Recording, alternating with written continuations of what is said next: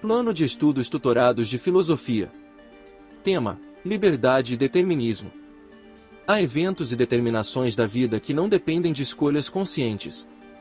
Nosso DNA, o ano que nascemos, nossa família de origem, os costumes tradicionais não foram escolhidos por nós. Como você viu na semana anterior, parte da sua vida é cultura. Do ponto de vista cultural, você internalizou os valores morais, os costumes, as expectativas de gênero compartilhados pela nossa sociedade.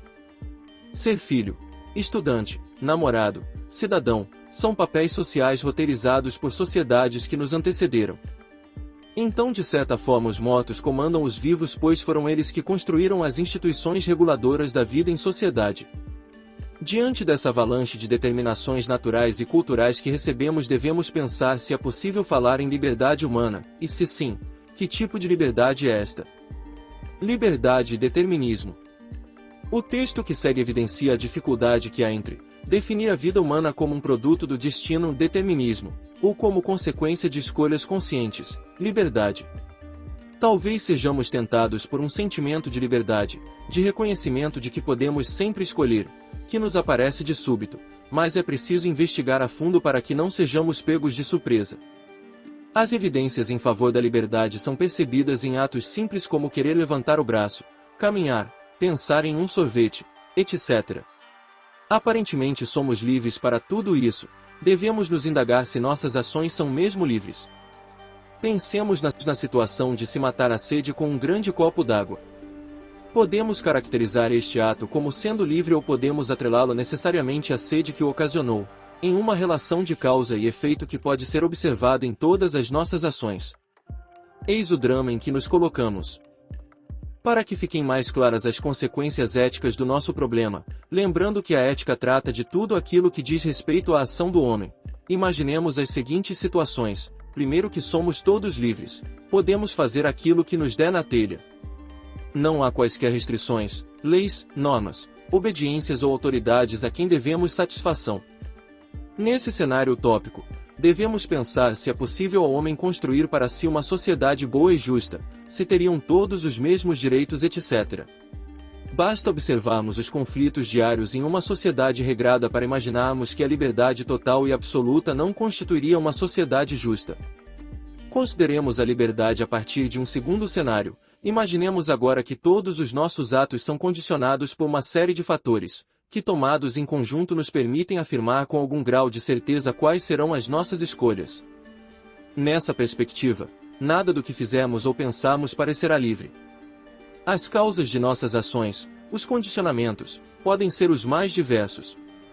Podem ser, por exemplo, de ordem genética, o que implica que por mais que eu queira não serei mais alto do que estabelecem meus genes, de ordem ambiental, que se pode ilustrar pelas influências que sofremos do círculo de pessoas com as quais convivemos, de uma ordem divina onisciente, que implica que tudo já está pré-determinado para nós e apenas fazemos o que deveríamos fazer, não nos restando nada a não ser cumprir o destino, ou ainda da ordem das paixões, das inclinações que sentimos, como sede, o medo, o amor, a coragem, antecedentes causais de atos possíveis de serem previstos, entre outras causas. Como podemos observar, a questão acerca do determinismo e da liberdade pode ser colocada de várias formas sem que, contudo, possamos chegar a alguma conclusão da qual se possa dizer: eis a verdade. Quando visto de perto, a liberdade é um tema mais complexo do que parece. No dia a dia as pessoas associam liberdade com a possibilidade de realizar todas as vontades. Mas fisicamente, socialmente, isto é impossível. E se alguém consegue realizar suas vontades, talvez seria ele próprio escravo das inclinações do seu desejo. Por outro lado, parece temeroso compreender o ser humano como alguém sem arbítrio, sem liberdade nenhuma. As consequências éticas seriam desastrosas se esta perspectiva fosse o horizonte. Uma resposta possível a este problema é a de Jean-Paul Sartre, filósofo do século XX. A existência precede a essência. Vamos conhecer os fatores que Sartre enumera como limitadores da liberdade humana. Longe de podermos modificar nossa situação a nosso bel prazer, parece que não podemos modificar a nós mesmos. Não sou livre nem para escapar ao destino de minha classe, minha nação, minha família, nem sequer para construir meu poderio ou minha riqueza, nem para dominar meus apetites mais insignificantes ou meus hábitos. Nasço operário, francês, sifilítico hereditário ou tuberculoso. A história de uma vida, qualquer que seja, é a história de um fracasso. O coeficiente de adversidade das coisas é de tal ordem que anos de paciência são necessários para obter o mais ínfimo resultado. E ainda é preciso obedecer à natureza para comandá-la, ou seja, inserir-me em ação nas malhas do determinismo. Bem mais do que parece fazer-se, o homem parece ser feito pelo clima e a terra, a raça e a classe, a língua, a história da coletividade da qual participa, a hereditariedade, as circunstâncias individuais de sua infância, os hábitos adquiridos, os grandes e pequenos acontecimentos de sua vida. Mesmo com todos estes fatores limitadores, Sartre compreende o homem como um ser livre, ou seja, não determinado. Ao contrário do objeto em que a essência precede a existência, no homem a existência antecede a essência. Ou seja, primeiro o ser humano existe, faz escolhas, depois ele concebe uma descrição, essência, de quem ele é. Para ilustrar a distinção, imagine um trabalhador construindo uma casa. Antes da casa ser construída, ela já existia como essência, em um projeto arquitetônico, na planta. A existência da casa apenas concretiza seu projeto, sua natureza essencial. Mas, isto não ocorre quando observamos uma criança ao nascer. Por maior que seja a expectativa da família, ninguém consegue dizer com absoluta certeza qual é o futuro de uma criança quando ela nasce. Sartre afirma que o homem é condenado à liberdade. A princípio a frase parece incorreta porque quem é condenado não pode ser considerado livre. Contudo, se pensarmos na condição humana, esta frase ganha sentido.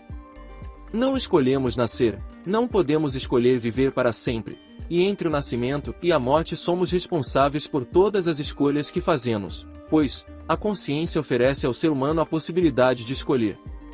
Sempre haverá, pelo menos, duas possibilidades. Mesmo quem não escolhe, mesmo quem prefere viver no deixa a vida me levar, vida leva eu, é livre, pois fez uma escolha, escolheu não escolher. É impossível ao ser humano se livrar da liberdade. Somos condenados a fazer escolhas e a nos responsabilizar pelas escolhas que fazemos. A liberdade humana precede a essência do homem e torna-a possível. A essência do ser humano acha-se em suspenso na liberdade. Logo, aquilo que chamamos liberdade não pode se diferenciar do ser da realidade humana. O homem não é primeiro para ser livre depois, não há diferença entre o ser do homem e seu ser livre.